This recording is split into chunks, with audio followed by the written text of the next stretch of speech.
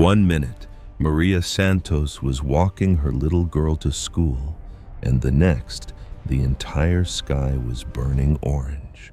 She looked up just in time to see fire falling from the clouds like rain. In a single motion, she snatched her daughter into her arms and ran, but there was nowhere to hide. The streets erupted in a chorus of screams as buildings collapsed around them. The air turned blistering hot, thick with a choking mix of smoke and dust. Maria found a way into a basement already crammed with 30 other terrified souls.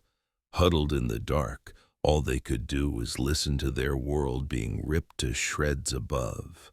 Her daughter, Sophia, just 7 years old, kept pulling at her shirt, asking, "Mommy, why is this happening?" Maria had no words for her. The bombing continued for 6 straight, agonizing hours. When the explosions finally stopped, the Vethkai landing craft came down. Thousands of their soldiers poured into the ruined cities, but they hadn't come to conquer. They came to collect. The Vethkai sorted through the survivors with chilling brutality. The old and the sick were shot where they stood. They were considered worthless. The young and the strong were bound in chains and herded onto colossal transport ships, facing a lifetime of hard labor in mines and factories until they dropped dead. In the middle of the chaos, Maria and Sophia were torn from each other's arms. Maria screamed, fighting and scratching at their captors, but a Vethkai soldier smashed his rifle into the side of her head, and everything went black. She woke up in a freezing, dark metal hold packed in with hundreds of other people. Her daughter was gone, and a horrifying certainty crushed her spirit. She was never going to see Sophia again. The brutal raid on New Cascadia was over in 3 days. By the time the Vethkai left, they had taken 4 million humans with them as slaves. They left 14 million dead behind. Haven City was now a ghost town made of ash and twisted metal. The lush green forests were now blackened, skeletal landscapes, and the rivers were clogged with the toxic sludge. A world that was once so full of life was now just one giant cemetery. The first rescue ships from Earth wouldn't even arrive for another 2 weeks. They discovered the handful of survivors hiding in caves and subway tunnels. They found mass graves that went on for miles, and they found data recorders that had captured everything. The sounds of terror, the raging fires, the gut-wrenching moments families were ripped apart, and the absolute cruelty of the Vethkai soldiers. Captain James Chen was one of the first rescuers to set foot on the dead world. Tears cut paths through the grime on his face as he walked through the skeleton of Haven City. His brother, his sister-in-law, and their 3 kids had lived there. For days he searched, holding on to a sliver of impossible hope, but all he ever found were their names on a long, growing list of the dead. As he stood in the ashes of what used to be their home, he made a silent vow. He didn't need to say it out loud. The promise was already burned into his soul with rage and grief. Somebody was going to pay for this. Somebody was going to answer for 18 million lives. The news from New Cascadia crashed over the rest of human civilization like a monster wave. Back on Earth, people flooded the streets, sobbing in public. On every colony world, families desperately scanned the networks for any word about their loved ones. The entire human race felt this wound personally. They'd had wars before, but those were human wars. This was something else entirely. This was an attack from outside, from something alien and without a shred of mercy, something that looked at them and saw nothing more than cattle to be butchered or branded. The government of the United Earth Federation sent out an emergency broadcast to the Galactic Concord. This was the Great Council of the Galaxy, a body where 12 ancient, powerful races made the decisions that affected everyone in known space. The Concord was supposed to keep the peace. The Concord was supposed to defend the powerless. Surely the Concord would do something. Ambassador Elena Vasquez was chosen to speak for humanity. At 52, she was a veteran diplomat who had spent her entire life building peaceful relationships between different species. She was a woman who truly believed in peace and working together. She genuinely believed that despite all its problems, the galaxy was a place where you could still find justice. She journeyed to the Concord's Great Station, a massive structure that floated in neutral space, so ancient it was here long before human beings even existed. It had been built by species who were already old when humans were just learning to make fire. This was the place where the 12 elder races met to decide the fates of entire civilizations. Elena walked into the presidium chamber with her chin held high. The room was breathtakingly huge, with rows of seats rising in a perfect circle around a platform in the center. The delegates from the 12 species looked down at her. Some were covered in scales, others in fur. Some looked like they were carved from living crystal or polished metal, or things she simply couldn't comprehend. But they all shared one thing. They were ancient, they were powerful, and they all stared at her like she was a little kid who had wandered into a meeting of adults. "The representative of humanity has the floor," the Concord's chairman announced. He was an ancient creature made of living rock called the Primarch, and he had led this council for 3,000 years. Elena stepped onto the platform. Her voice was steady, but on the inside she was shaking with a mix of sorrow and rage. 18 million of my people have been murdered, she started. 4 million more have been dragged off to be slaves. Our entire colony on New Cascadia has been wiped out. This was an attack with absolutely no provocation. We had no argument with the Vithkai Dominion. We had no issue with them whatsoever. They came to our world and slaughtered our children simply because they could, because they wanted free labor, and because they were sure nobody would try to stop them. She paused, looking at the faces around the chamber, but she couldn't read a single one of their expressions. "We stand before this Concord today to ask for justice," she went on. "We demand that you force them to return our people who were taken. We demand that the ones who did this be held accountable. We are asking for your guarantee that this will never be allowed to happen again. We are asking for the same thing any species would ask for when their innocents have been murdered and enslaved." When she was done, a thick, heavy silence hung in the air. Then, the VTHKAI representative stood up to speak. His name was Kethfor, and he was the cousin of the commander who led the slaughter. He looked at Elena with cold black eyes, and his voice was thick with scorn. "The human delegate talks about murder and slavery as if they're some kind of cosmic crime," he sneered. "They are not. The galaxy is a tough neighborhood. The strong have always taken what they want from the weak. That is how it has always been, and that is how it will always be. Humanity is a young, foolish species. You still haven't learned your real place in the universe. Maybe this painful little lesson will finally teach you." Elena's hands clenched into tight fists by her sides. She struggled to keep her voice from shaking. "You call butchering children a lesson," she fired back. "I call it the real world," Kethfor answered smoothly. "The Vithkai Dominion needed workers. Your colony had workers, so we took them. This is simply how the galaxy works. If humanity doesn't like it, then maybe humanity should figure out how to be stronger." The chamber instantly filled with a low buzz of conversation. Elena watched in absolute horror as the ancient races talked among themselves.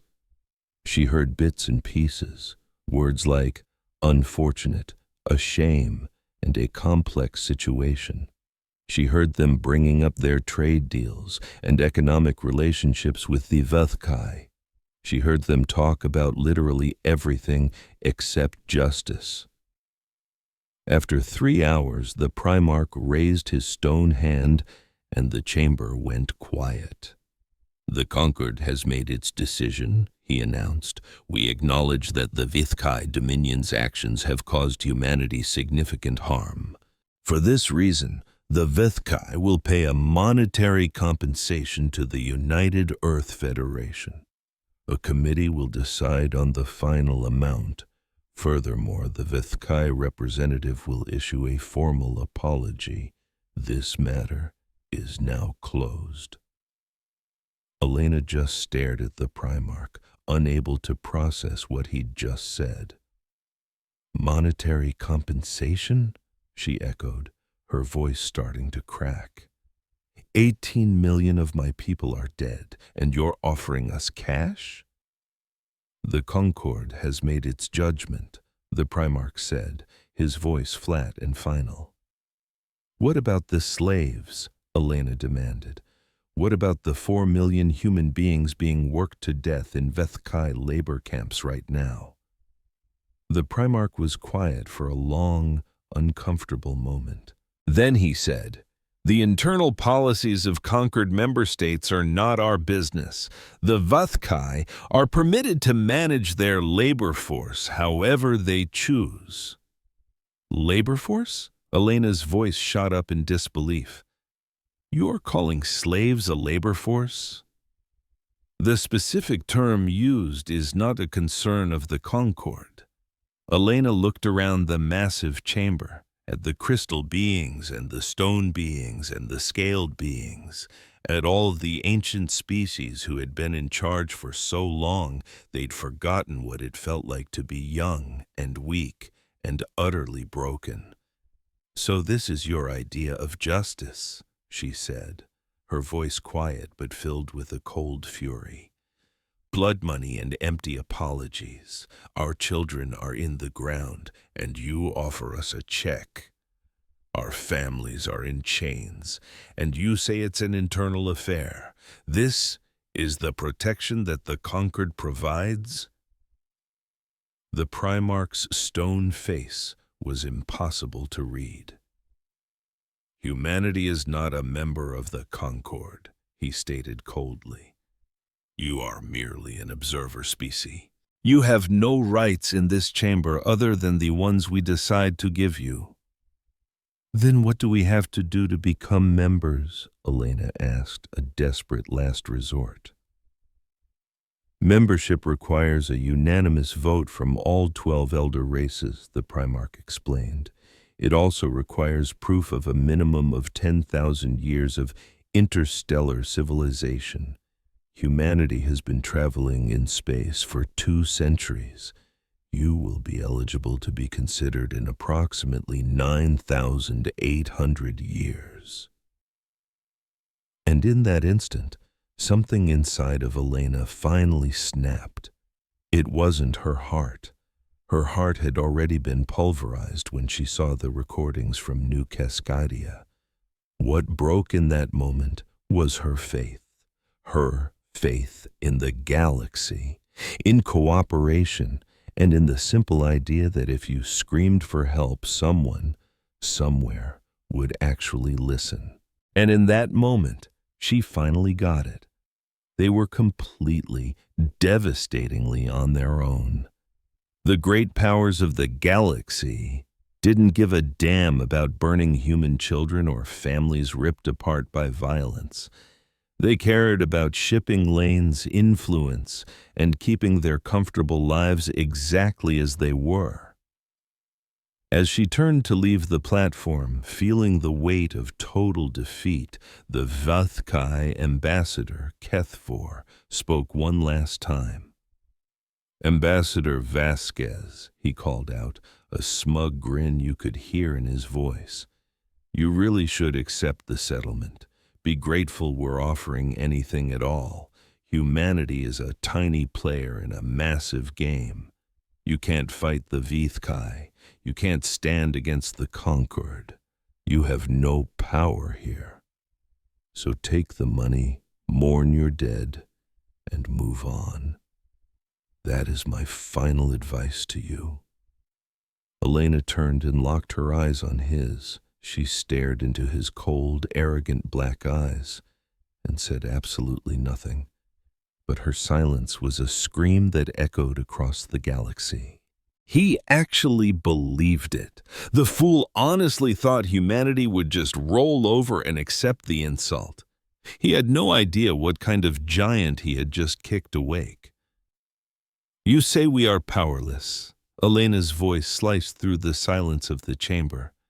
"And maybe right now, you're right. Today, we are weak. We are a young species. We are all alone in a galaxy that wouldn't even notice if we vanished tomorrow. But I want every single one of you to remember this moment." She scanned the room, her gaze piercing, making eye contact with every delegate. "We are human," she said, her voice dropping to a low, firm growl. "We're the species that stared down ice ages, that survived world-ending plagues, that fought wars, that burned our own planet. We are the ones who crawled out of caves and then built rockets that touched the stars. We are the species that simply does not know how to quit." "You think we will forget what you let happen to New Cascadia? We won't. You think we'll forgive you for this? We won't. You think this wound is just going to scab over and heal with time? It won't." She walked toward the grand exit, then paused, turning back for one final haunting look. "You are all going to remember this day," she promised them. "You will remember that you had a choice. You could have stood for justice. You could have offered a hand in our darkest hour. You could have shown us that morality means something in this galaxy. But you chose not to. You chose to look the other way. You chose profits over people. You chose the easy road instead of the right one. That was your decision. And now you will have to live with the consequences." She strode out of the chamber, and as the doors hissed shut behind her, the sound of cynical laughter echoed in her wake. A handful of the representatives thought her little outburst was just hilarious, a baby species trying to puff up its chest and make threats. It was absurd. It was cute. But not everyone was laughing. Some of the older delegates, those who had seen centuries come and go, watched her leave with a deep, thoughtful silence. They had been around a very long time.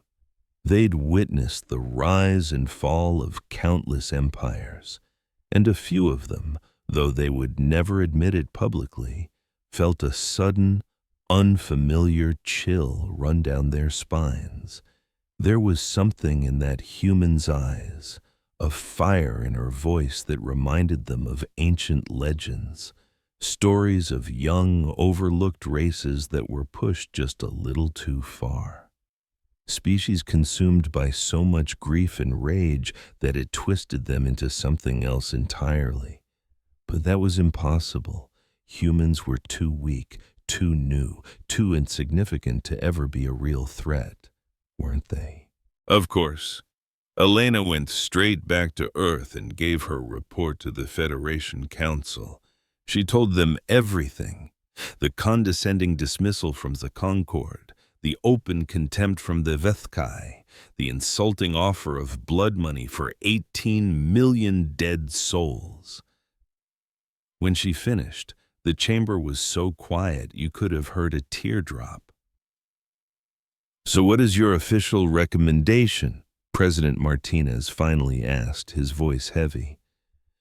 Elena was silent for a long, heavy moment, the weight of her words hanging in the air. When she finally spoke, her voice was like fractured ice. I recommend we accept nothing, she said. I recommend we remember everything, and I recommend we start preparing for the day we can finally speak to the galaxy in the only language it seems to understand. And what language is that, Ambassador? The president asked. Elena met his gaze, her eyes now filled with a terrible wisdom, bought and paid for with unimaginable loss. Power, she said. We will speak to them with overwhelming power, and then they'll have no choice but to listen. The council held a vote that very night. The decision was unanimous. Humanity would not take the settlement, humanity would not forgive the Vethkai, and humanity would never, ever forget. And so, the silent years began. The rest of the galaxy moved on, forgetting about the noisy little human species almost immediately. It was easy to do. Humans were just a tiny speck in the grand cosmic order. They had 17 colony worlds and maybe a couple hundred ships in their fleet. The Vethkai Empire alone had 3,000 worlds and 50,000 warships. The ancient elder races on the Concord Council controlled millions of star systems. In the vast ocean of space, humanity was less than a single drop of water. After Ambassador Vasquez's dramatic exit, there was a little bit of gossip about what the humans might do next. Some of the more arrogant races expected a foolish suicidal attack. Others figured they'd just collapse into civil war, torn apart by their grief. A few even thought humanity might just fade away, too broken by the trauma of losing New Cascadia to even continue as a species. None of that happened. Instead, humanity did something no one in the galaxy saw coming. They just went quiet. Human diplomats still attended the galactic assemblies, but they almost never spoke. Human cargo freighters still plied the trade routes, but their crews kept to themselves, never making small talk at spaceports. Human colonies kept humming along, but they stopped issuing visitor visas to aliens. It was as if the entire human race had collectively pulled a giant curtain around itself and vanished from the galactic stage. At first, the elder races found it amusing. Their pouting, the Vethkai representatives sneered in the assembly hall. Like spoiled children who didn't get their way. They'll come crawling back to us sooner or later, begging for scraps from our table. But the years ticked by, then a decade, then two, and humanity didn't come crawling back. They didn't beg for anything. They didn't even complain anymore. They just were. Quiet, unremarkable, doing absolutely nothing that looked remotely important or threatening. So the galaxy moved on, consumed by its own dramas. There were trade wars to be fought, new territories to be claimed, ancient grudges to be settled. Humanity became a forgotten footnote in the history books, and that was exactly what humanity wanted. Because behind that curtain of silence, something absolutely incredible was happening. The entire human species was remaking itself from the ground up, and they were doing it in total, absolute secret. It all ran with President Martinez's address to the people, just 3 months after the Concord's insulting decision. His message was broadcast to every human on every world, all at the same time, a signal that reached across all 17 colonies. We have been shown our place in this galaxy, he said, his face grim. "We have been told that we are weak, that we are young, and that our lives are worthless. We have been told to accept the slaughter of our children and to simply move on. We have been told there is nothing we can do." He paused, and when he spoke again, his voice was as cold as iron. "They are wrong." He then announced the creation of Project Phoenix. It was the most monumental undertaking in all of human history. Every single human world would contribute. Every single human being had a part to play. The mission was simple to state, but almost impossible to achieve. In 30 years, humanity would transform itself into a power so immense that the galaxy could no longer ignore it. "We will not forget our dead," Martinez declared, his voice ringing with conviction. "We will carry their memories as a shield and a sword.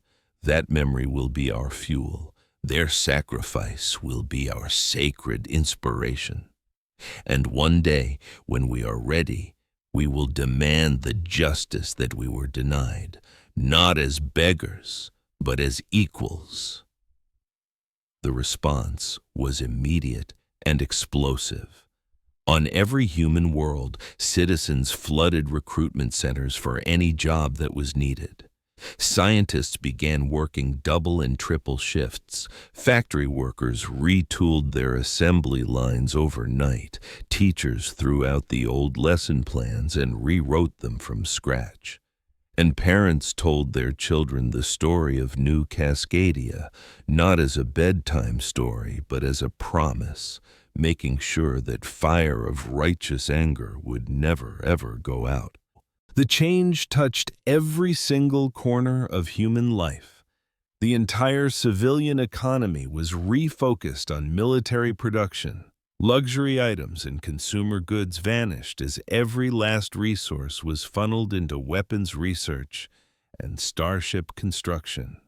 People accepted strict rationing without a single word of complaint. If you asked anyone why they were willing to give up so much comfort and freedom, the answer was always the same. For New Cascadia, for the 18 million. The education system was totally revolutionized. Every school now taught the brutal, honest history of what had happened. Every child learned the names of the dead, not all 18 million, of course, but enough to make the loss feel real and personal. Sofia Santos, age 7, Michael Chen, age 12, Emma Okafor, age 5. The names were repeated like a solemn prayer, a promise that bound one generation to the next. Military academies expanded to 10 times their original size. Young men and women who grew up on the stories of New Cascadia's fall enlisted in droves. They weren't seeking personal revenge. They wanted justice for their parents and grandparents, for the empty chairs that would forever sit at their family dinner tables, for the faded photographs of aunts, uncles, and cousins they would never get to meet. A man named James Chen, the very captain who had walked through the smoldering ruins of Haven City and lost his brother's entire family, rose rapidly through the ranks. He wasn't promoted because of his grief. He was promoted because he was a strategic genius. He saw space combat in a way the ancient, tradition-bound races never could. He thought differently, he planned differently, and he fought differently. "The Vithkai expect us to line up our ships and fight them honorably, head-on," he told his cadets at the academy. They expect formal battles, glorious duels, and strategies that haven't changed in 1,000 years. We are not going to give them what they expect. We are going to give them nightmares. He developed entirely new combat doctrines, lightning speed over brute force, perfect network coordination over individual heroics, and constant, fluid adaptation over rigid tradition. Every single human ship would be a thinking node in a larger, interconnected whole. The enemy wouldn't be facing a fleet of ships. They'd be facing a single, hyper-intelligent predator that was everywhere at once. And while the military was retraining, the scientists were working even more furiously. Human technology had been decades, if not centuries, behind the major galactic powers. That gap had to be closed, and then they had to leapfrog generations ahead. Dr. Sarah Kim was put in charge of advanced weapons research. She was a top-tier physicist whose own daughter had been stolen in the attack. Each morning, she would stare at a photograph of a smiling little girl with eyes that sparkled with joy. Then she would head to work, designing weapons capable of cracking planets in half. "We won't be the ones to start this war," she promised her team. "But when it comes, we're going to finish it so completely that no one will ever even think about attacking us again." Her team made one incredible leap after another. They developed faster engines, tougher shields, and weapons that could tear through defenses the older races considered unbreakable. And every single invention was classified, kept completely secret from the rest of the galaxy. Humanity's merchant fleet continued to use their old clunky technology. Human colonies kept their defenses looking basic and flimsy. Everything new, everything deadly, was hidden from view. The shipyards were the very pulse of this quiet revolution. Tucked away in forgotten asteroid belts and the swirling storms of gas giants, massive construction hubs were built in total secrecy. The elder races had their spy networks and their listening posts, but humanity had mastered the art of hiding right under their noses. New ships were assembled deep inside hollowed-out asteroids, in spaces that registered as nothing but dead rock on every scanner known to the galaxy. Admiral Chen, the title James now wore, watched as the first of the brand new warships slid out of its hidden cradle. The ship was both gorgeous and terrifying, a sleek black vessel bristling with weapons, propelled by engines that could outrun anything the Vethkai had ever imagined. He'd named the new class of ship the Vengeance. "How many," he asked softly, "are we capable of building?" "As many as we need," the shipyard commander replied without hesitation.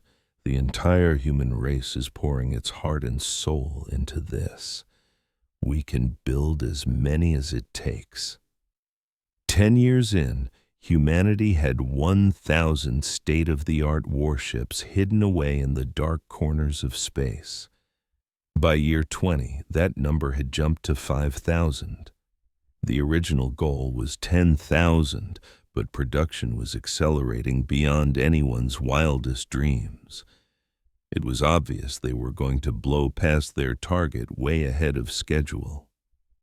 The Concord's intelligence agencies would sometimes notice strange blips in human territory, a surge in industrial materials, odd energy signatures, cargo ships on bizarre routes, but their reports always came to the same simple conclusion. Humanity was likely just rebuilding its economy, trying to cope with the trauma of New Cascadia. They weren't a danger. They were still a young, fragile, and unimportant species. Now, this conclusion wasn't foolish. It was just fatally incomplete. The analysts were comparing what humans were doing against what they thought humans were capable of. They had no idea that humanity's capabilities had undergone a seismic shift.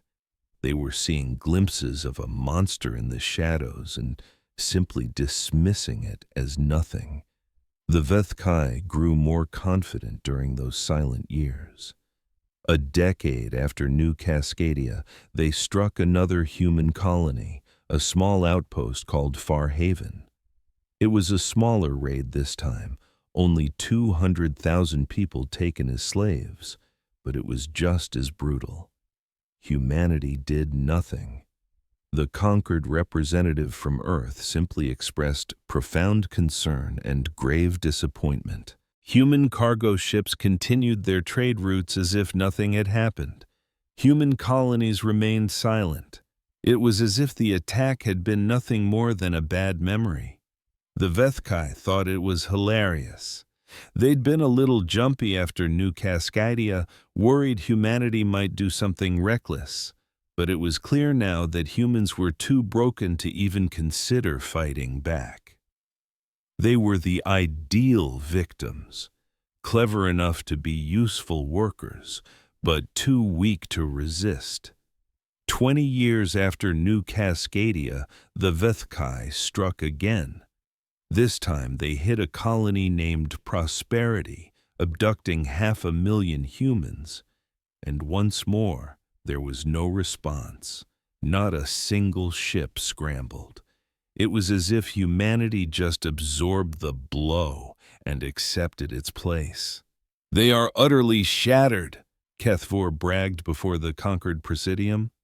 "We have shown them who is in control. They will never challenge us. They know their place." If Kethvor had been able to look behind the curtain, he would have seen something entirely different.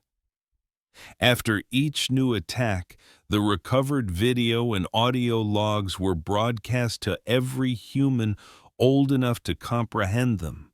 The screams, the explosions, the horror of families being torn from each other.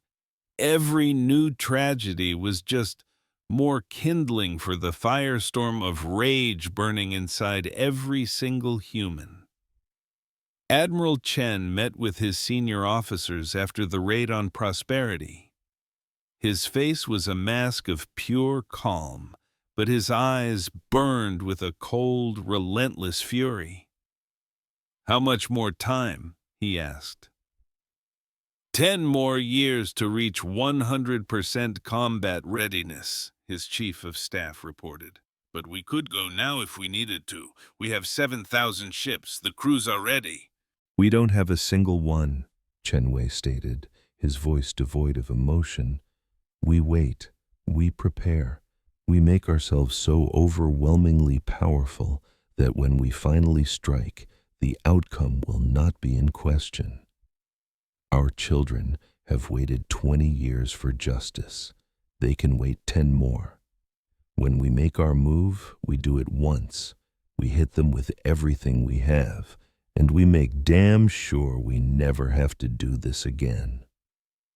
He turned to a viewport looking out at the endless black. Somewhere out there, millions of humans were being worked to death in Vethkai labor camps. Somewhere out there, the smug, older races were laughing at humanity's weakness. Somewhere out there, the galaxy was convinced it knew what humanity was all about. They were about to receive the shock of a lifetime. The 30th anniversary of New Cascadia was approaching. Humanity had transformed so profoundly it was almost unrecognizable. The peaceful, quiet species that had been so easily ambushed was gone forever. In its place was something new, something patient, and something terrifyingly dangerous. Every human child could name the fallen. Every human soldier had dedicated their life to training for the war they knew was on the horizon. Every human scientist had helped create weapons that would reshape the balance of galactic power. And every single human being, from the oldest grandmother to the youngest child, carried the same burning fire within them. They called it the remembrance. It was so much more than a memory. It was their new identity. It was their shared purpose.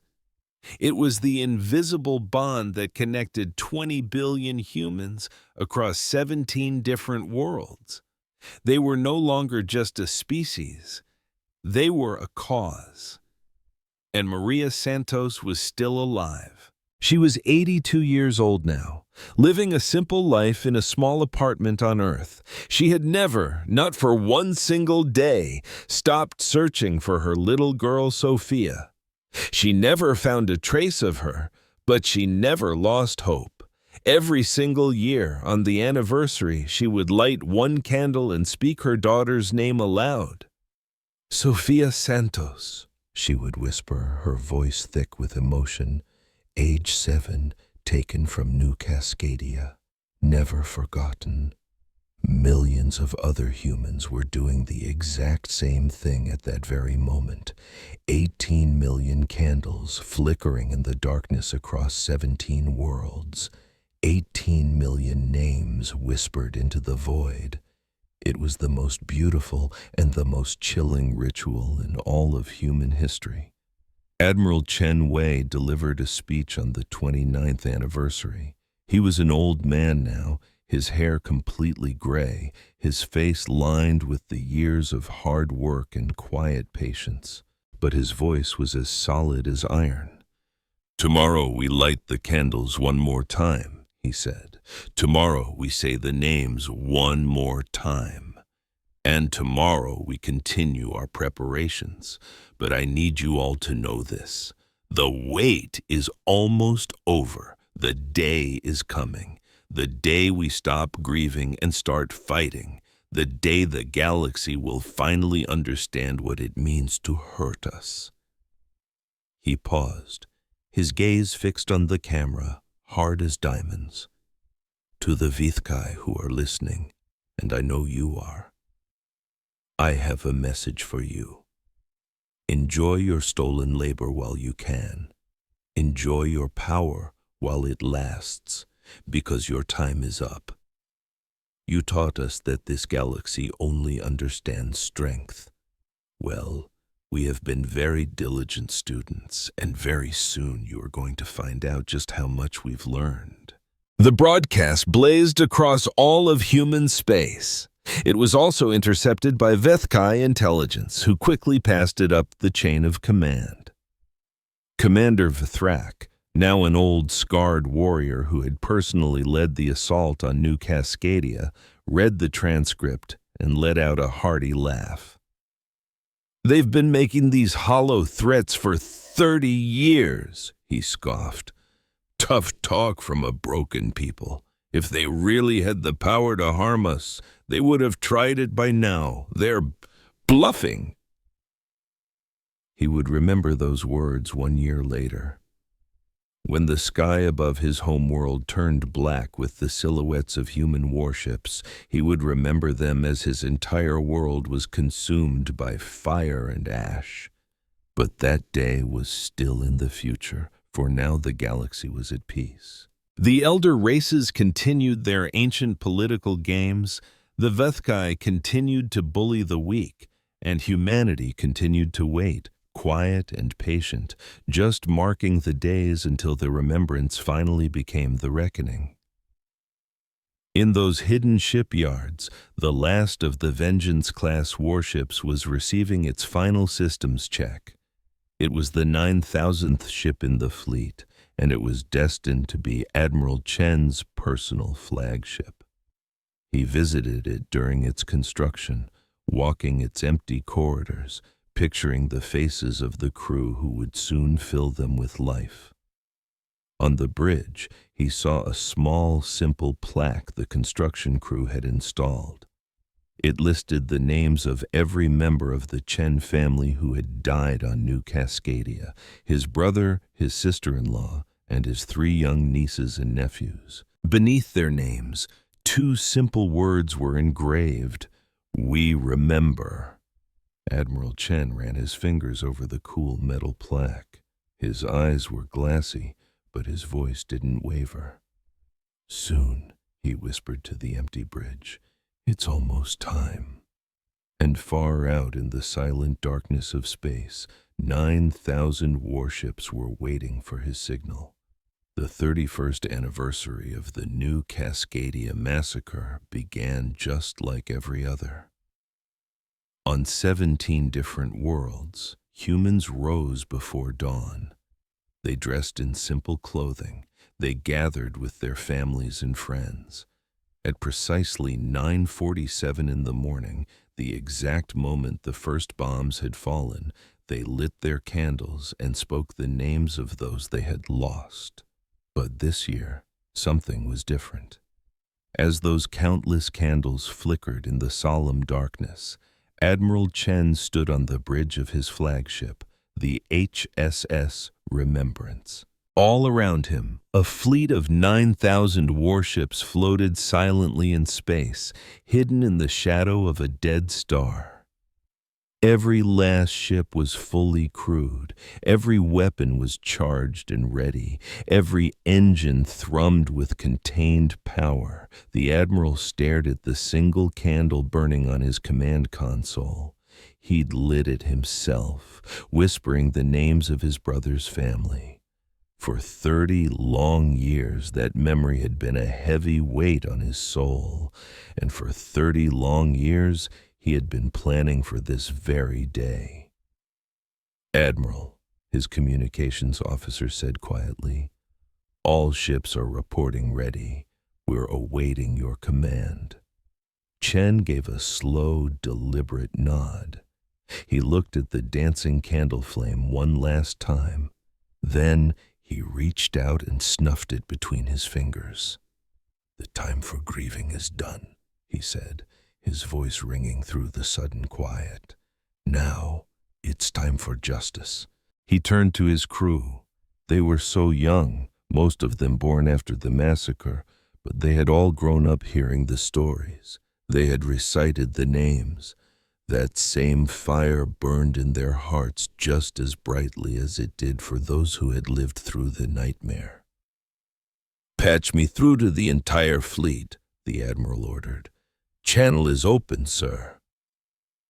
Chen took a deep breath.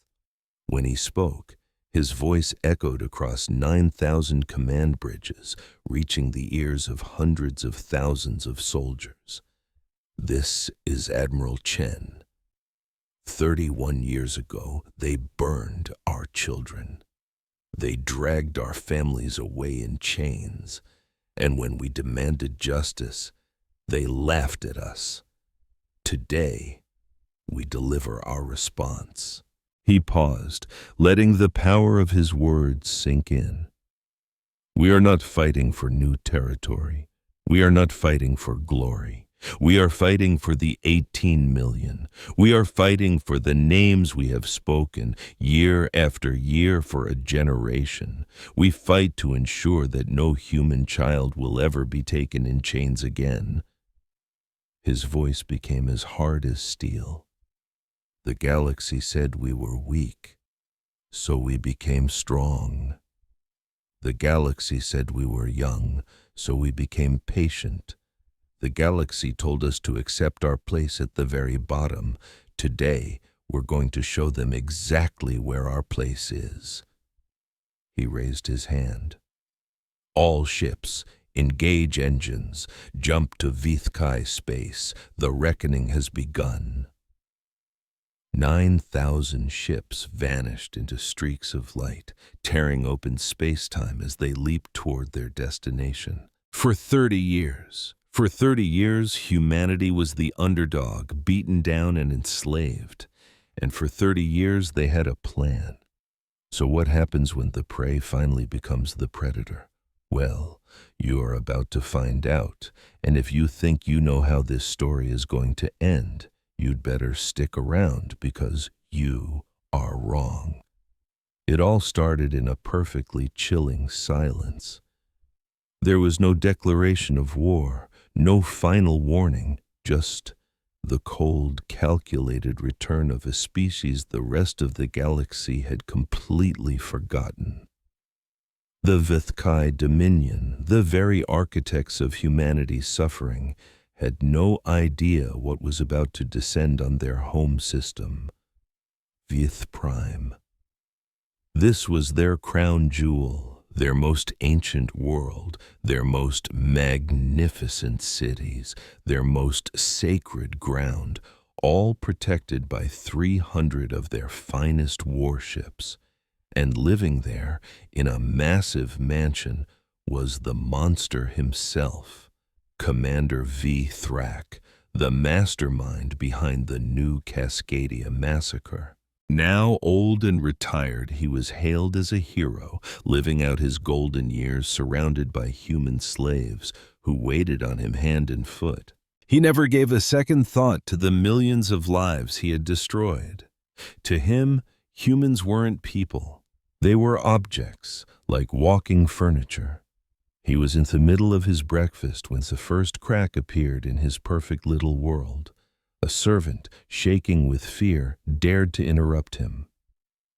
"Commander," the servant stuttered, "there are ships appearing in orbit.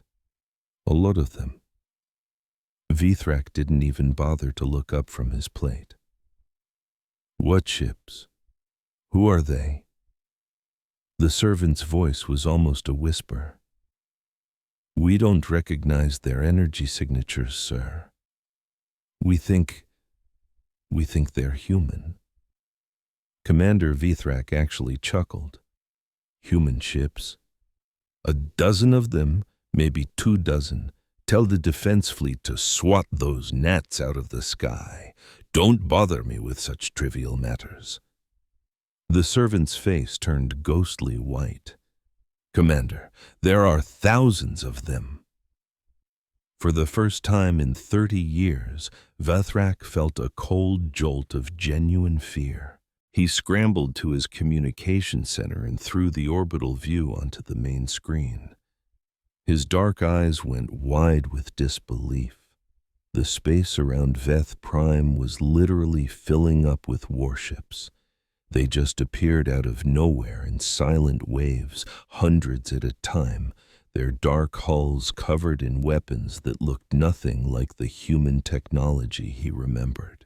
They moved in perfect formation, spreading out to surround the entire planet like a closing fist. "Impossible," Vithrak whispered to himself. "This can't be happening."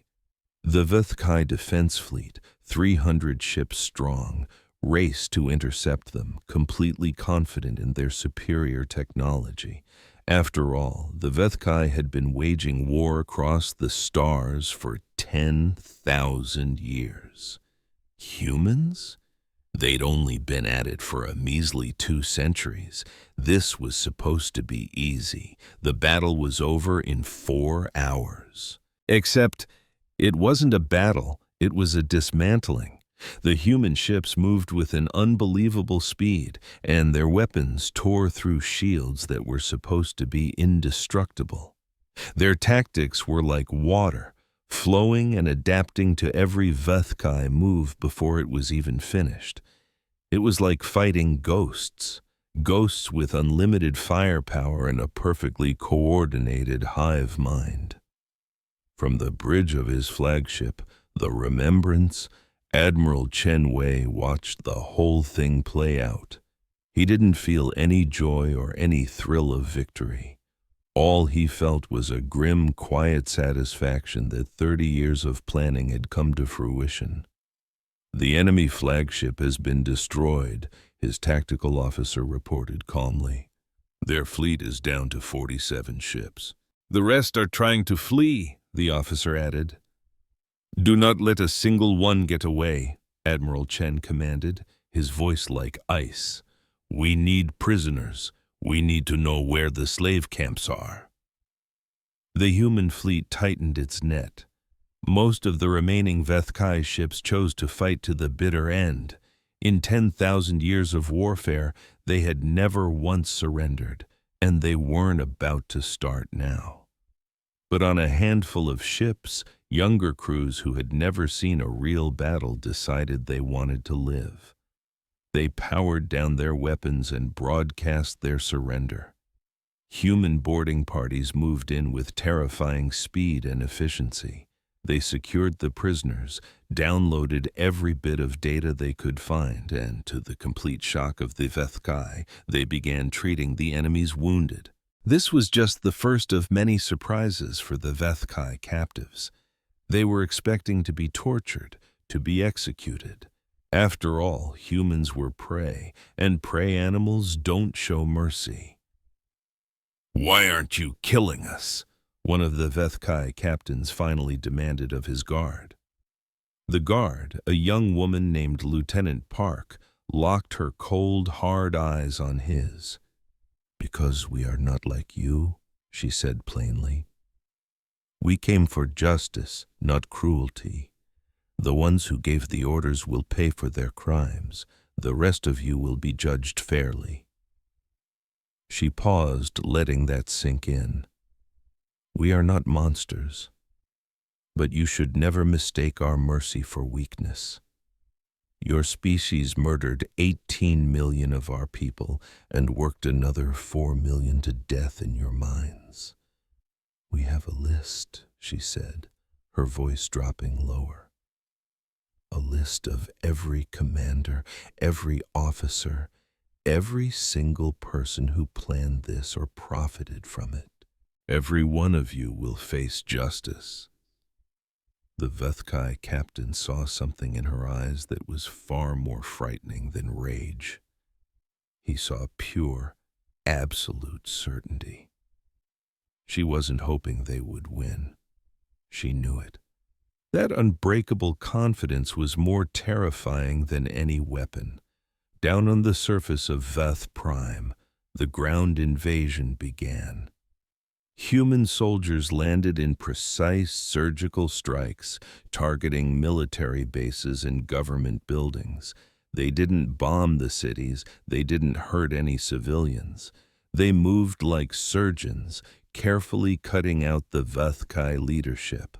Commander Vithrak, the great war hero, was now just a terrified old man, running from his mansion as human ships filled the sky. He ran through streets filled with panicked citizens, trying desperately to get to a fallout shelter. He was old and his legs were weak. For years, his slaves had always been the ones to carry him. A human transport carrier landed right in his path, and soldiers poured out, their weapons raised. Vithrak looked around frantically, but he was completely trapped. "Commander Vithrak!" a voice called out. A human officer stepped forward. She was a tall woman with graying hair and a face that looked like it was carved from decades of grief. "You are under arrest for crimes against humanity, specifically for planning and carrying out the New Cascadia massacre, which resulted in the deaths of 18 million civilians and the enslavement of 4 million more." He stared at her, but the face meant nothing to him. A stranger. She, on the other hand, remembered every detail of his. "My name is Elena Vasquez," she said, her voice a low tremor holding back 30 years of rage. 31 years ago, I stood before the Galactic Concord and begged for justice for my people. You were there. You laughed." She closed the distance between them, her eyes locking onto his. "Your delegate told me to take the table scraps you offered and be thankful. Do you recall my promise to you? I promised you would remember that day. I promised you had a choice. You chose poorly, Commander." When Bethrock tried to speak, no words came. For the first time in his life, he understood what it was to be prey, to be utterly and completely powerless. "Get him out of my sight," Vasquez commanded. As the shuttle climbed, Vithra gazed down at the world he had once commanded. Human warships now owned his skies. His gleaming cities were occupied by a foreign power. His entire legacy was being taken apart piece by piece. It was in that moment he finally understood the colossal, world-breaking mistake he'd made 31 years prior. Information from the captured Vethkai quickly pinpointed the slave camps. There were hundreds, spread all across their territory. For 3 decades, these places had served as human processing centers, hells where millions were worked to death, bred like animals, and discarded. Admiral Chen gave the order immediately, dispatching rescue fleets. Time was critical. The Vathkai might try to destroy the camps to hide the evidence of their crimes. The first rescue ship arrived at a camp codenamed Theta 7 within hours. It was a brutal mining operation gouged out of a desolate asteroid. Life sign scanners flared to life. Thousands of humans were inside. Commander Jackson, leading the assault team, gathered his soldiers. "All right, listen up. We have no idea what condition they're in," he said, his voice grim. "Some of these folks have been trapped here for 30 years. They have lived through an actual hell, so you will be gentle, you will be patient, and you will make damn sure every single one of them knows they are finally safe." His team blew the outer doors and pushed inside. What they found was worse than anything they had prepared for. The tunnels were dark, filled with the toxic grit that choked the air and made it almost impossible to breathe. And then they saw them, moving through the gloom like ghosts, human shapes, skeletal and broken, shuffling in the darkness, clothed in rags and weighed down by chains. Commander Jackson switched his helmet to external broadcast. "This is the United Earth Federation. We are here to bring you home. You are being rescued." For a long, heavy moment, there was nothing but shocked, unbelieving silence. Then a voice, raspy and cracked from years of disuse, whispered from the shadows, "Home." A fragile figure stumbled forward into the beam of his light. It was a woman, so emaciated her skin seemed stretched over her bones like parchment. Her hair was a gray, matted mess, and her eyes were clouded over with despair. But deep inside them, a tiny spark flickered to life. Is this real?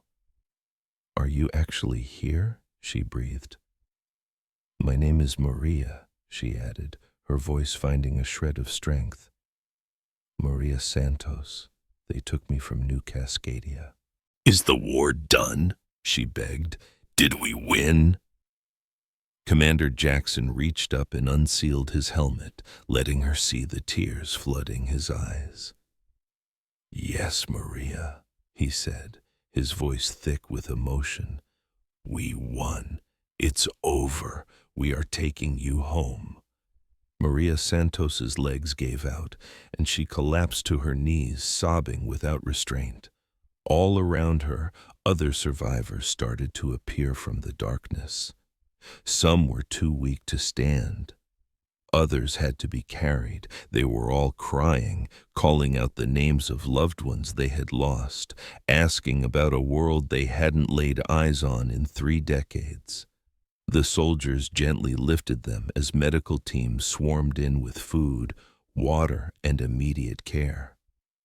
For the first time in 30 years, the survivors of New Cascadia felt a human touch that wasn't meant to harm, but to heal. At Camp Theta 7, they discovered fewer than 2,000 living human souls. The camp's own records, however, showed that over 50,000 had been sent there. The rest were entombed in the mines. It was the exact same story at every camp they liberated across Vathkai space. Rescue fleets found survivors, but never nearly enough. A few camps had been marginally less horrific than others, but most were simply abattoirs. When the final count was in, the total number of survivors was just over 18,000. 18,000 people left out of the 4 million who had been stolen from their homes. And as the recordings from inside those camps were broadcast back to Earth, humanity finally grasped the true terrible cost of their victory. The broadcasts held nothing back. They showed the filth of the living quarters, the vastness of the mass graves, the cold, meticulous records of every single death. They showed footage of children who had known nothing but chains, of elderly men and women worked until their bodies simply gave out. It was an exhibition of cruelty so bottomless it defied belief. A fire of pure rage ignited across the human race, burning hotter than any sun. The Galactic Concord scrambled to convene an emergency session, the ancient elder races completely blindsided. They had never imagined humanity was capable of this. They never dreamed anyone could so utterly shatter the Vuthkai. The Presidium dispatched a diplomatic envoy to Admiral Chen immediately, offering to negotiate a peace. Surely, they argued, enough blood had been shed. Surely humanity had made its point. It was time for diplomacy. Admiral Chen received the diplomats aboard his flagship. He played the perfect host, providing them with refreshments and comfortable seating. Then, he forced them to watch the unedited recordings from the slave camps. The envoys sat in a stunned, cold silence. To their credit, a few of them appeared genuinely horrified. The others were impossible to read. 30 years ago, Admiral Chen said after the screen went black, we came to the Concord and begged for help. You informed us that the internal practices of member states were not your concern. You told us the Vuthkai had a right to manage their workforce as they saw fit. He leaned forward, his eyes like chips of ice. You called our enslaved children a workforce. You offered us credits for our dead. You laughed in our faces when we asked for justice. The Concord acknowledges that errors in judgment were made, one of the envoys managed to stammer. Errors? Chen's voice was a whisper, but it was the most terrifying sound in the room. 18 million dead, 4 million taken, 30 years of torture, brutality, and murder in those camps. You call that an error? He stood and walked to the main viewport, looking out at the endless star-dusted void. Your offer to mediate is 30 years too late, he said. We gave you a chance to stand with us for what was right. You decided to look away, so I suggest you look away again. This was never your war. You made that abundantly clear a long time ago. Admiral, another envoy said, picking his words with extreme care, the Concord has considerable military assets. If you continue this campaign, we may be forced to intervene. Chen turned, his expression unnervingly calm. Then intervene, he said simply. We accounted for that possibility too. We've spent 30 years accounting for every possibility. And I will give you my word on this. If the Concord chooses to stand with slavers, if you choose to protect murderers, then you will learn the very same lesson the Vuthkai are learning right now. He gestured to the viewport, where the burning hulks of the Vuthkai fleet were tumbling through space. And the lesson is simple, he said. Humanity pays its debts, humanity finishes what it starts, and humanity does not forget. The envoys left with absolutely nothing. Their report to the Concord Presidium was simple. Humanity was beyond reason. They were going to have their justice, and they didn't care what it cost. The Presidium debated for days. Some demanded immediate military action. Others warned against it. In the end, they decided to do nothing and wait. Perhaps humanity would be satisfied with what they had already accomplished. Perhaps they would simply stop. They did not stop. The systematic dismantling of the entire Vuthkai empire continued. Human fleets jumped from system to system, smashing any resistance, freeing every last slave, and arresting every single war criminal they could find. This was not a war of extermination. Humanity had no desire to wipe out the HFY species. They just wanted to erase them as a galactic power. Every official who had ever profited from the slave trade was put in binders.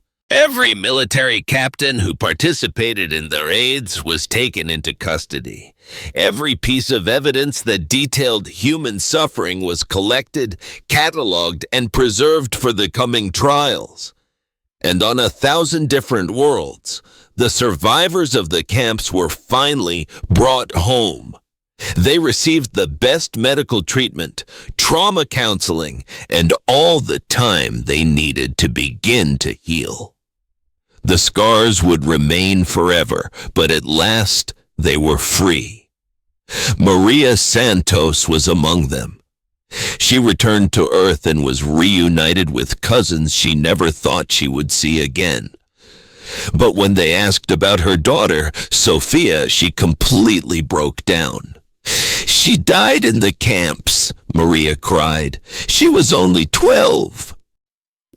They worked her until she just fell, and then She couldn't say the words, but later that evening, she looked up at the stars from her recovery room window. Somewhere out in that darkness, human ships were still fighting. Human soldiers were still kicking in the doors of those camps. Human justice was still being delivered. "We did it, Sophia," Maria whispered to the quiet room. "We didn't forget you.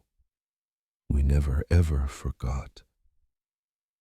And out in the deep silence of space, the great reckoning continued. The galactic concord was paralyzed with fear. For 10,000 years, the elder races had managed the spiral arm without a real challenge. They had fought their own wars, of course, but those wars had rules. They had limits. What happens when you poke a sleeping giant? The HFY Empire, the galaxy's biggest bully, was about to find out the hard way. They'd pushed humanity too far, and now the bill had come due. Just 3 months after the HFY homeworld fell, humanity's retribution fleet had already torn through 2/3 of their territory. City after city was surrendering. Fleet after fleet was being turned into cosmic dust. The most feared military in the sector was being systematically dismantled, and the ancient elder races could only watch in stunned silence. Before the Galactic Presidium, the HFY ambassador, the last high-ranking official not in a human jail, pleaded for his life. "You have to stop them," he begged, his voice cracking. "We are formally invoking the Mutual Defense Treaty. We need your help now." The Primarch, a being ancient as stone who had guided the conquered for 1,000 years, silently weighed the request. The treaty was clear. An unprovoked attack on any member demanded a response from all. But then the crystalline ambassador spoke up. "The treaty says unprovoked," he noted, his voice like tinkling glass. "The HFY attacked human colonies first. They butchered millions and enslaved millions more. You could easily argue that this is just humanity defending itself." "Defending itself?" the HFY ambassador shrieked. "They're seizing our planets. They're putting our leaders on trial for the whole galaxy to see. They're destroying everything our empire has built." "An empire built on a foundation of human bones," the HFY ambassador replied, his tone chillingly calm. "Maybe you should have considered that before you decided to make an entire species your personal property." The argument echoed through the halls of the Presidium for weeks. Some of the older races wanted to intervene. The HFY were allies, after all, and profitable ones at that. But the real reason was fear.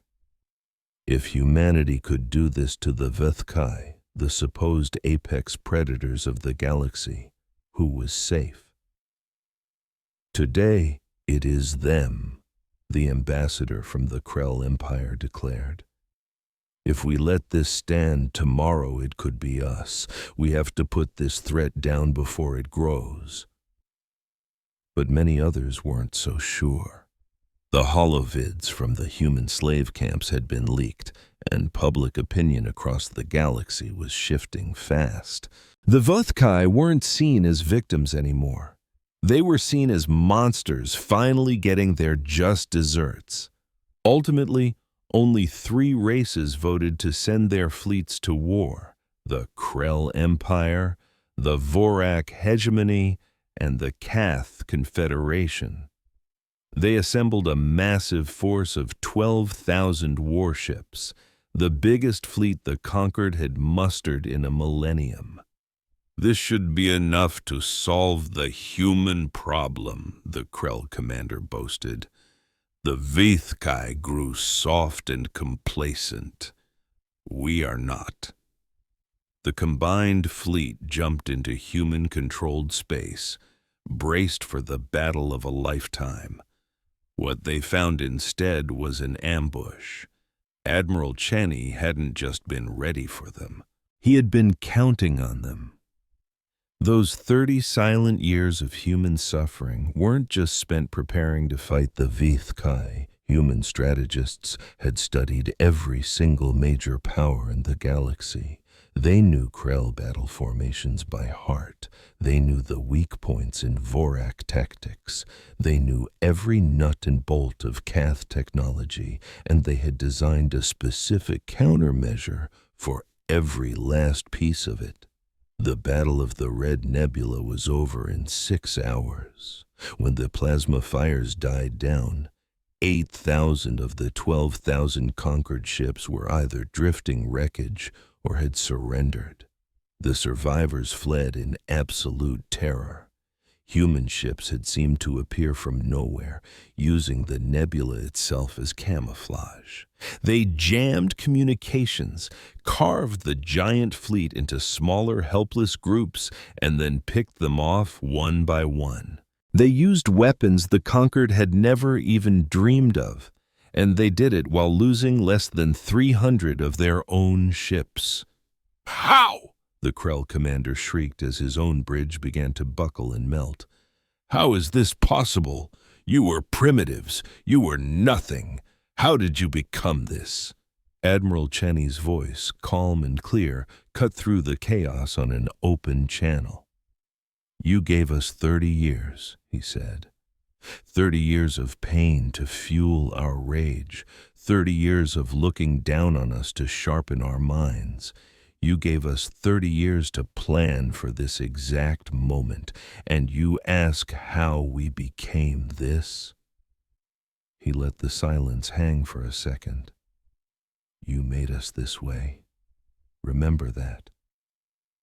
A moment later, a single missile slipped past the Krell commander's shields, and his flagship was erased from existence. News of the disaster at the Red Nebula spread like wildfire.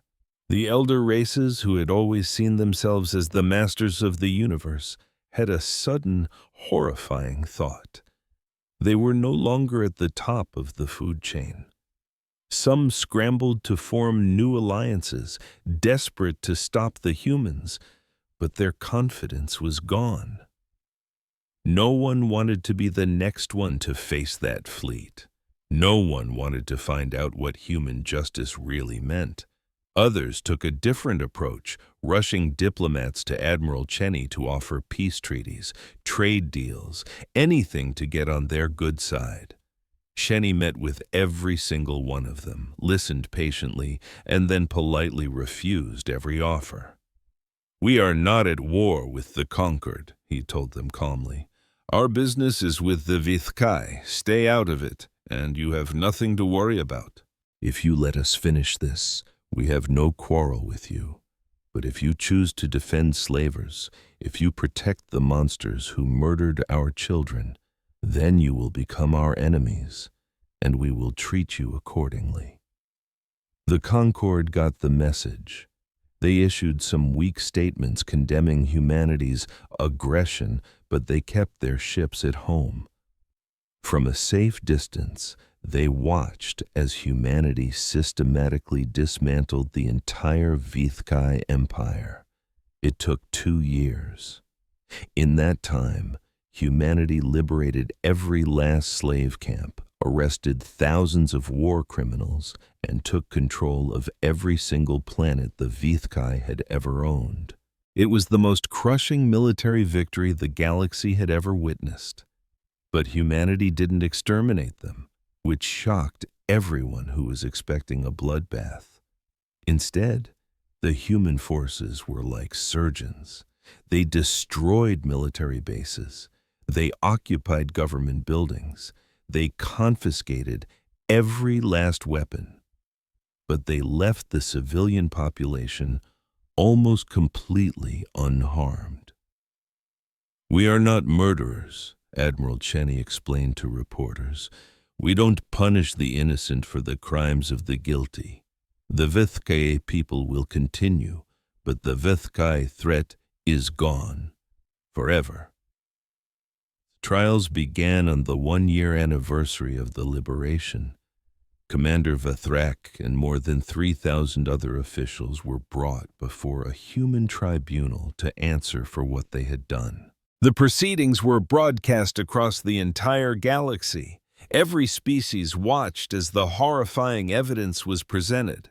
Combat footage of the unprovoked attacks, gut-wrenching testimony from survivors, official Vithkai documents planning the slave raids, and medical files detailing the nightmarish conditions inside the labor camps. Commander Vithrak could only sit there, forced to watch his legacy of cruelty play out for all to see. He tried to justify his actions, claiming it was just his people's way. "Slavery is the natural order of things," he argued. "The strong rule the weak. It has always been this way." The lead prosecutor, a human woman named Dr. Sarah Kim, responded with a voice as cold as space. "The defendant claims he was following tradition," she said to the court. "Let's remind everyone exactly what that Vithkai tradition looks like." She projected a massive hologram showing images from the camps. Workers starved into skeletons, mass graves filled to overflowing, and children born into slavery who were worked to death before they ever saw a blue sky. "This is your tradition," she said, her voice cutting through the horrified silence. "And this is the fate of any civilization that builds itself on such cruelty." The trials lasted for months. In the end, Commander Vithrak and 2,000 other officials were found guilty of crimes against all sentient life. The punishments varied. Some received long prison terms, others were exiled to barren worlds, but Vithrak himself received the most creative sentence of all. He wasn't executed.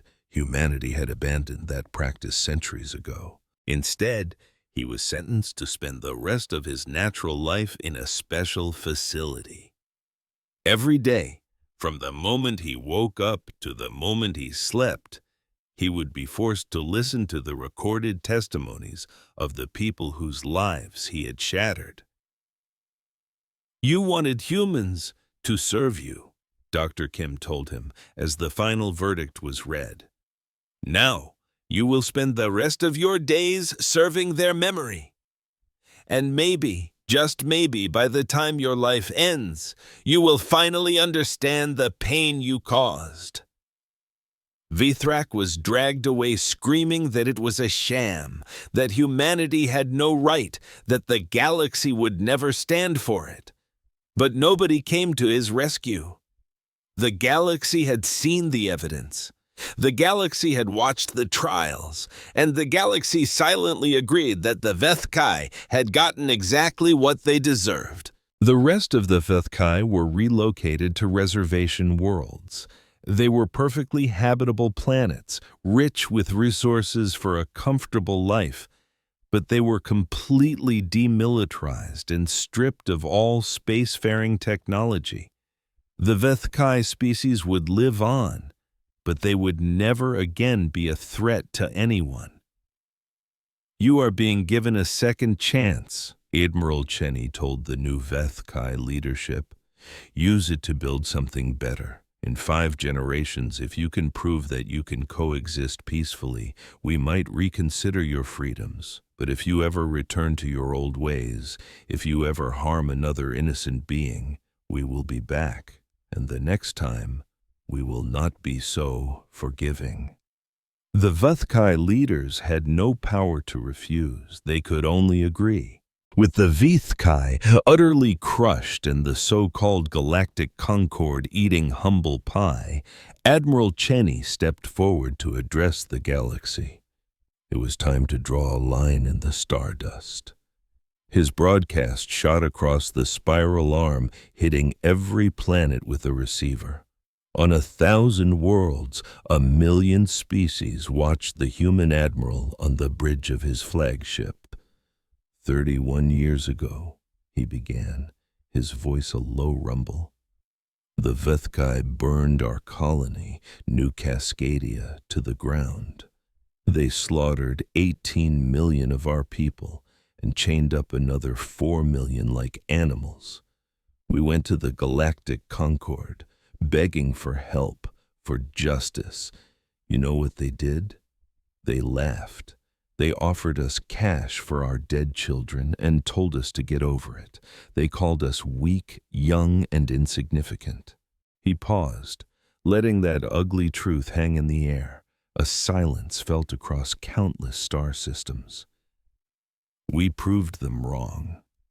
The Vethkai Empire is dust. Their war machine is scrap. Their leaders have faced our justice. As a threat to this galaxy, their entire species is finished. We did this. We, the people they dismissed as nothing. His voice turned to steel. Let me make this perfectly clear to everyone listening. We don't want war. We don't want to rule you, but we will defend our own. We will protect our families, and we will never, ever allow another New Cascadia to happen. He leaned into the camera, his eyes glowing with intensity. To any species out there who still thinks humanity is a soft target, I want you to look at the Vethkai. They were bigger than us. They had more ships, fancier tech, and a long history of conquest. Today, they live on reservations, stripped of every last bit of their former glory. This is the price for threatening humanity, and to anyone who thinks they can bully us, I want you to remember the Red Nebula. 3 of the Concord's elder races sent 12,000 warships to put us in our place. We turned 8,000 of them into funeral pyres in 6 hours. This is what happens when you stand in our way. We are not asking to join your club. We don't need your approval or your friendship. We are simply telling you how things are now. He raised a hand pointing directly at 1 trillion viewers. This galaxy told us that strength is the only language that matters. Fine. We learned the language. Anyone who harms our people, threatens our homes, or gets in the way of our future will meet the full, focused fury of human retribution. This isn't a warning. It's not a debate. It is a fact. He lowered his hand, a flicker of something other than anger in his eyes. But we aren't monsters. We proved that by not wiping the Vethkai from existence. We proved it by giving their butchers fair trials, something they never gave our children. We showed mercy to a people who showed us none. Humanity wants peace. We want to trade, explore, and build a better future. We want to be part of this galactic community. but we will do it as equals, never again as someone's prey." He straightened his back, the starlight catching the gray in his hair. "Remember what we did. Remember that we waited 30 years for this justice. Remember that we never gave up, never surrendered, and never forgot. And most of all, remember this: we will wait again if we have to. We will rebuild our strength if we must. And if anyone is stupid enough to pick a fight with us again, we will win again. This is our message to the galaxy. We remember, we endure, and we do not forgive those who hurt our children." The broadcast ended. Across the galaxy, trillions sat in stunned silence, the Admiral's words echoing in their minds. The old universe was gone. A new age had just been born, and humanity was standing right at its center. They were no longer the weak, young species to be pushed around. Back on Earth, crowds who had gathered in streets and parks to watch erupted.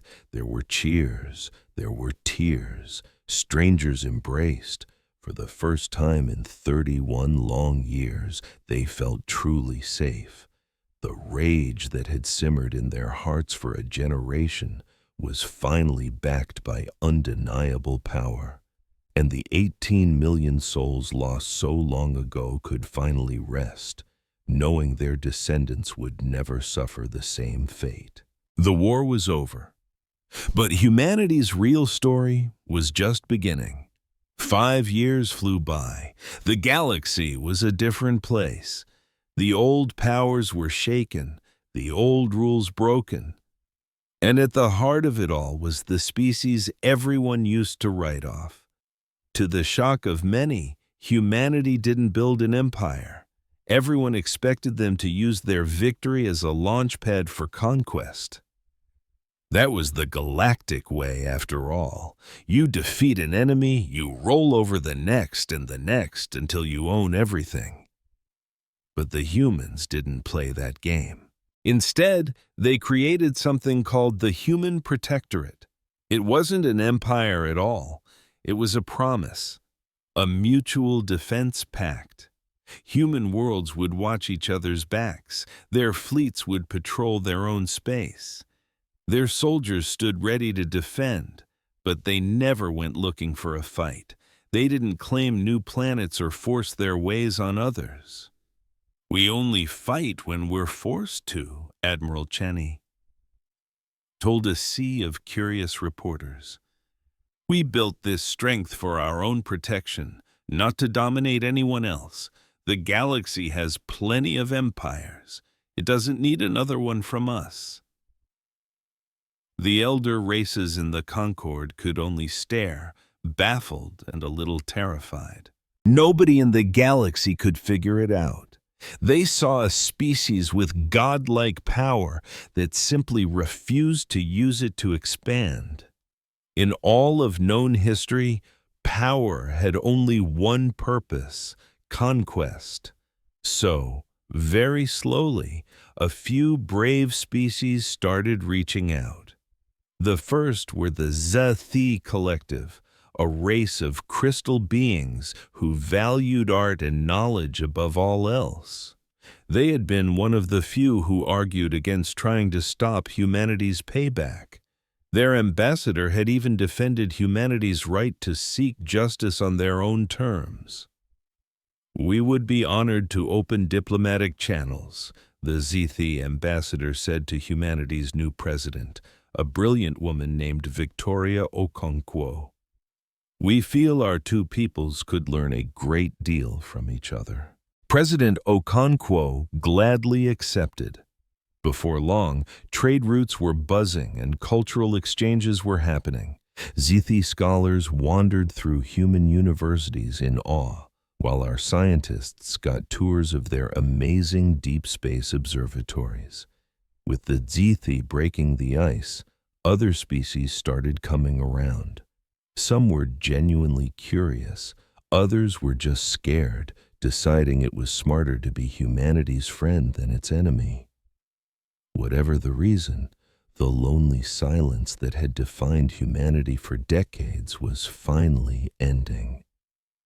But humanity hadn't forgotten the harsh lessons it had learned. They remembered who just stood by and watched, and they definitely remembered who sent warships to help the monstrous Vithkai. For empires like the Krell, the Vorak, and the Sealith, the road to forgiveness was going to be very, very long. Their ambassadors were greeted with polite but icy professionalism. Trade with their territories was choked to a trickle. Any talk of military alliances was shot down instantly. "You made your bed at the Red Nebula," President Okonkwo told the Krell ambassador, her voice as cold as deep space. "You sent your navy to protect slavers and murderers. You tried to stop us from rescuing our own people. We will not forget that." "But the war is long past," the ambassador sputtered. "Can't we just move on?" "We will move on when we are good and ready," Okonkwo said, her eyes locked on his. "Maybe in a generation, maybe in 100 years. Humanity has an excellent memory, Ambassador. Surely you know that by now." He left with nothing, just like every other envoy from the powers that had stood against them. The old galactic Concorde still limped along, but it was a ghost of its former self. When humanity refused to join, it sent a message to the rest of the galaxy. The old guard was irrelevant. One by one, other systems started making their own deals and alliances, ignoring the conquered completely. The Zasthi and humans grew closer. The Salith, embarrassed by their role in the failed intervention, pulled back from galactic affairs entirely.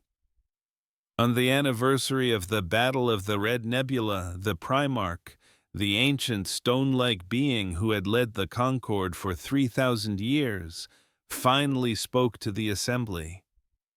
"We made a terrible mistake," he confessed, his voice heavy with the pride of millennia.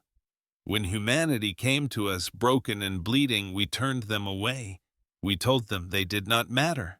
We told them their dead children were not our problem."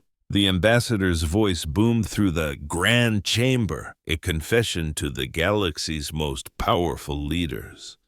"We were wrong. We created the very monster that brought us to our knees. Every time we ignored a human plea, we were just adding fuel to their fire. Every year we let the Vithkai savages raid their colonies. We were forging their will into steel. We thought we were teaching them their place, but instead we were teaching them strength." He paused, letting the weight of his words sink in. "Let this be a lesson to all of us. The weak do not stay weak, the young grow up, and those we crush under our heel today might just be our judges tomorrow. We would all be wise to remember that." For the Galactic Concorde, that was as close to an apology as anyone would ever get. Far away on a world called New Cascadia, the rebuilding was finally done. The planet, once a giant tomb, was now bursting with life. Shimmering cities rose from the rubble, and new forests covered the scorched earth. A new generation of kids played in parks built on the same ground where their grandparents had made their last stand. In the heart of Haven City stood the Memorial Plaza.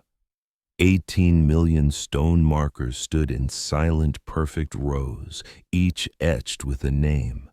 People came from every human world to walk among them, to trace the names, and to never forget.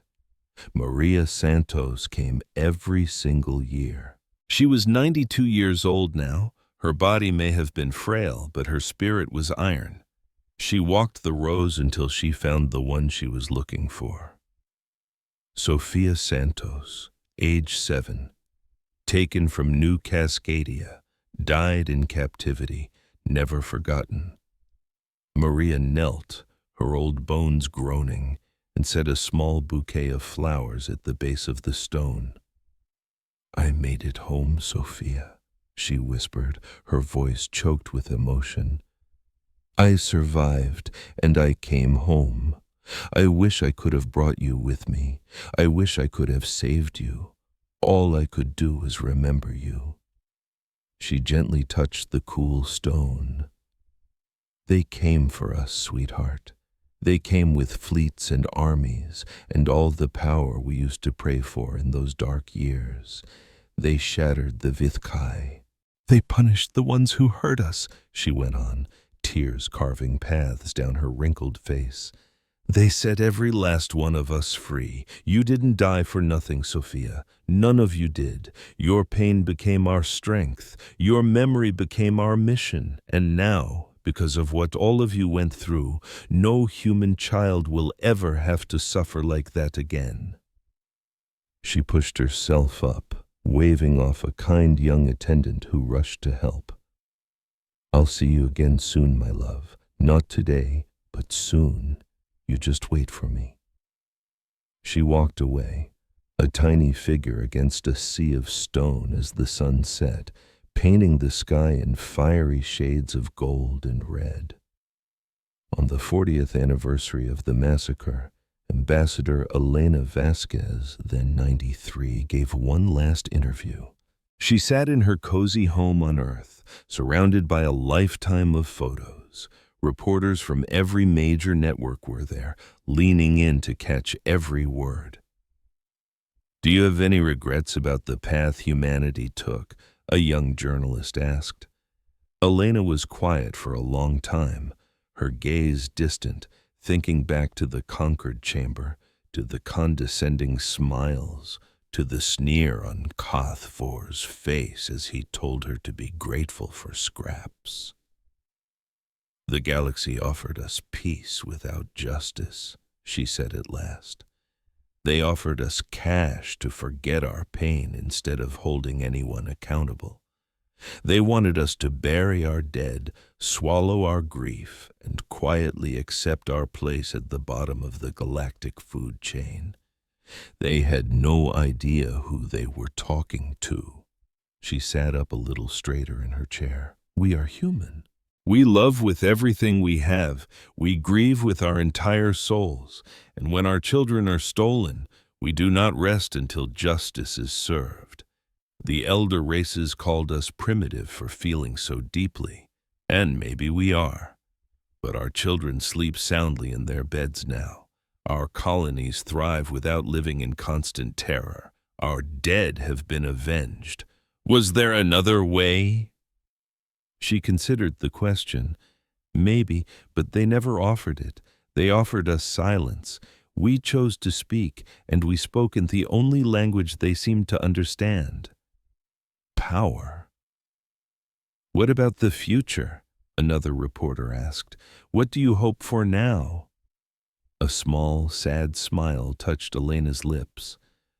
"I hope we never have to fight a war like that again. I hope the rest of the galaxy learned its lesson," she said. "I hope they'll start treating every species with the dignity they denied us." She paused, her eyes looking at something far away. "But if we ever have to fight again, I know we will. That fire we found, that refusal to break, that absolute certainty that we will never, ever surrender, that's part of us now. It's in our blood and in our bones. We will never be the naive, trusting people we were before New Cascadia. That innocence was burned away with our children, but what rose from those ashes is so much stronger. We have unity, we have a purpose, and we know, without a doubt, that we can walk through any storm and come out the other side." 3 years after that interview, Admiral Chen passed away in his sleep. At 94 years old, he was laid to rest with full military honors, his casket draped in the flag of the United Earth Federation. Millions attended his funeral, and billions more watched from their homes on 17 different worlds. President Okonkwo gave the eulogy. James Chen was a survivor of New Cascadia, she began. He lost his brother, his sister-in-law, and his 3 young nieces and nephews in that attack. He walked through the smoking ruins of their home and made a promise to the universe. He then spent the rest of his life keeping it. He built the fleet that saved our people. He led the armies that crushed the Vthkai. He guided us from being victims to victors, from being the galaxy's prey to a power the galaxy had to respect. But he was more than a warrior, she declared, her voice ringing with conviction. He was a symbol of what we can do when we stand as one, when we refuse to give up, when we turn our deepest sorrow into our greatest strength. She looked out at the massive, quiet crowd. Admiral Chen is gone, but his legacy is not. Our fleet remains. Our strength remains. Our unity remains, and our memory remains. For as long as humanity exists, we will remember the 18 million. We will remember the silent years of grief. We will remember the reckoning, and we will remember the man who led us out of the darkness and into the light. The funeral ended with a moment of silence. Across all of human space, for 60 seconds, every ship, every factory, every school went still. Imagine your entire world being erased while the galaxy just watched. 25 billion people held their breath for a single silent moment, a shared heartbeat of remembrance. Then, just as quickly, life resumed. It's been a decade since the Great Reckoning, and humanity finally has a real seat at the galactic table, not as a junior member, but as a full partner. Our scientists are now co-piloting breakthroughs with the top minds of the Zathi. Our artists are galactic celebrities, their work adored on 100 different worlds. Our traders haggle for goods prized across the cosmos. But we never, ever forget. We call it the Protector Fleet now. It's a softer name, but it's the same hardened steel and the same unbreakable will that was once called vengeance. Every single one of us understands that peace is only guaranteed by strength, and we have sworn to never be weak again. The annual memorial on New Cascadia has become one of the biggest events on the galactic calendar. Beings from every corner of the spiral arm send representatives to watch the solemn ceremony. Some come out of genuine respect, others out of morbid curiosity, and a few come to remind themselves what happens when you push a quiet species too far. For the 50th anniversary, they dedicated a new monument. It's a stunning sculpture of a human woman holding a small child, her face turned up toward the heavens in pure defiance. And carved at the base are 3 simple words: "We protect the future, never again." Thousands of humans stood beside representatives from dozens of alien races as the ceremony was broadcast to the entire galaxy. The current president, a man named James Santos, Maria's own great-nephew, gave the speech. 50 years ago, he said, they burned our world. 50 years ago, we were completely alone in a galaxy that didn't care if we lived or died. 50 years ago, we had a choice to make. He pointed to the towering monument. It wasn't easy. We could have accepted their terms. We could have buried our dead and our grief and just moved on.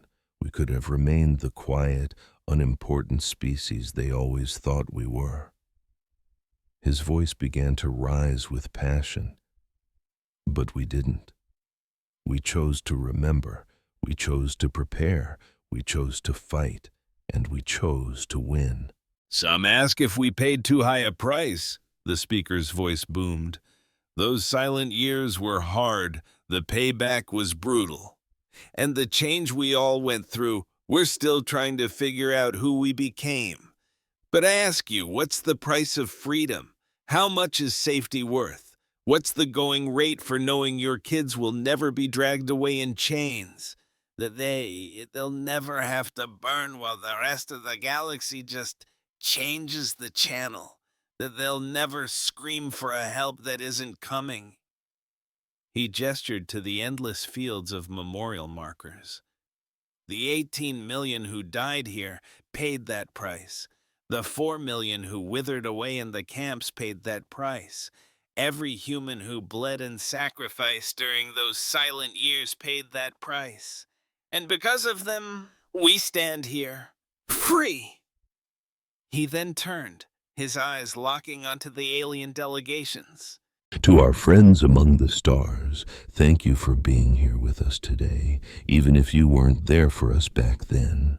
We value your friendship. We look forward to working with you towards a future where every species is treated with dignity. But, he said, and his voice became cold steel, to anyone out there listening who might be thinking of making the same mistake as the ones who came before, we have a message for you. Remember New Cascadia. Remember the silent years, and remember the reckoning that followed. Remember what happens to those who hunt the innocent. He raised his hand to the sky, where the first stars were beginning to twinkle in the twilight. We are human. We remember. We endure. And we will never, ever forget. The crowd erupted in a roar that shook the ground. The alien representatives watched, their faces a mixture of awe, fear, and a new, deep understanding. High above, the ships of the Protector fleet drifted by in a silent, powerful parade, their running lights like slow-moving stars. On the bridge of one of those warships, a young officer named Sophia Chen watched the ceremony on a screen below. She was named for Admiral Cheney's niece, a little girl who was lost on New Cascadia. She was the fourth generation of her family to serve in this fleet, a legacy of purpose forged from unimaginable grief. She reached out and lightly touched the cool viewport, her gaze fixed on the lights of the Memorial Plaza, twinkling like a new constellation on the planet's surface. "We remember," she whispered, the exact same words her great-grandfather had choked out while standing in the smoking ruins of his entire world. "We remember, and we endure." The warship held its course, rejoining the endless patrol that keeps humanity safe. Down on New Cascadia, the ceremony was ending, and people started for home. Some stayed behind, tracing the names etched into the memorial markers with their fingertips. Others just stared up at the stars, thinking about how big the galaxy was, and how humanity had carved out its place in it. The fire that was lit 50 years ago was still burning inside every single one of them. But it wasn't just a fire of grief and rage anymore. It was a fire of fierce determination, of unshakable unity, of a promise that could never be broken. They had been put to the test by the very worst the galaxy had to offer, and they hadn't just survived, they had won. And as long as that fire burned, as long as humans remembered the lessons of New Cascadia, nobody would ever dare to threaten their children again. The galaxy had learned a very hard lesson, and humanity would make damn sure it was never forgotten. Back on the plaza, the monument stood in the darkness, lit by soft lights that would burn forever.